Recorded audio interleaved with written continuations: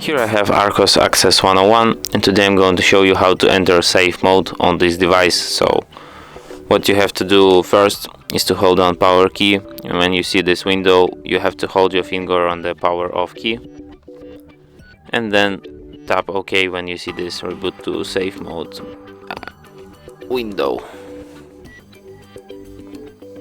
and your device will be restarted in a safe mode.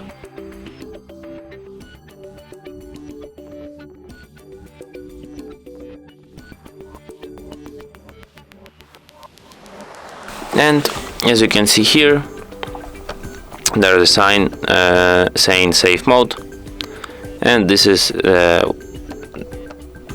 approval of this mode. If you want to exit safe mode, you just have to restart your device, and that's it. So thanks for watching. If you find this tutorial useful, don't forget to hit that like button and subscribe to our channel.